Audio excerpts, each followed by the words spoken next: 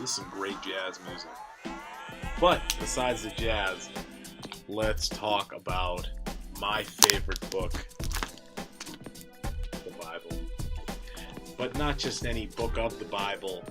Let's talk about Daniel's chapter 10 through 12. Now, I'm not going to read the whole thing for you because that would be weird. But I'm going to give you a little summary of everything because that's what a sneak peek video is all about. So, we're going to start it off with Daniel 10, and we're going to break it up, Daniel 10, 11, and then 12. So, yeah, that's how we're going to do it. Okay, so basically, let's start. Okay, so this is what happens in Daniel 10. So Daniel's chilling at the Tigris River, and he's like really tired. He just came back from a battle. He doesn't want to talk to anyone. He doesn't want to deal with anyone. But there's this one guy all the way at the other end, all the way towards the end of the river, who was wearing all white linens, and he's like, I don't want to pay attention to him. But then what ends up happening was Daniel gets overcome by this like omnipotent force, and it drives Daniel and it breaks him down, and it starts to tell Daniel like, you need to listen up, listen to what I need to tell you, because what I need to tell you is pretty important. So Daniel decides, I guess I'll listen to it. I'm really tired, but he really doesn't have a choice because he's overcome by this being.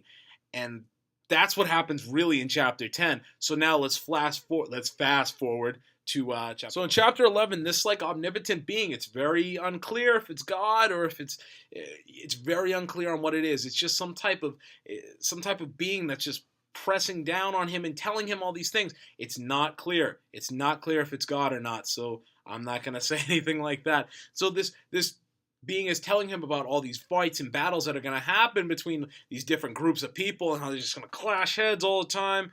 And it's just going to be kind of crazy where he is. And exactly what's going to happen is that's like the end of all things. That's the end of the end. So Daniel, being this, warrior and everything, is listening to it, but he's learning that this is actually the end of things. This isn't the start of like a war that's just going to end and then everything's going to be fine, but this is the end of all. So what happens in chapter 12 is that all those crazy things that this voice, Lord, omnipotent being is telling Daniel, he says, okay, well, I told you all these things, and that's the end of all ends, and you need to keep it to yourself.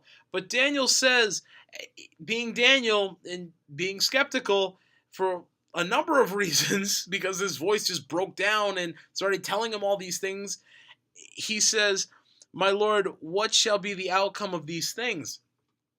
And this voice says back to him, go away, Daniel, for the words are to remain a secret and sealed until the time of the end.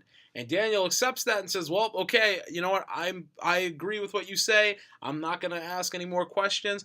Because of that, the voice says to him, you shall rise for your reward at the end of days. So Daniel's got it pretty good now because he listened to this voice and he's going to do what this voice told him. So a basic summation of Daniel 10 through 12 is that Daniel was at a river, he was broken down, he was tired, this voice came over to him and started telling him all these very detailed things about a war and fighting and kings and battles, and then Daniel listens to it and agrees not to tell anyone or question it anymore so that he can be rewarded at the end.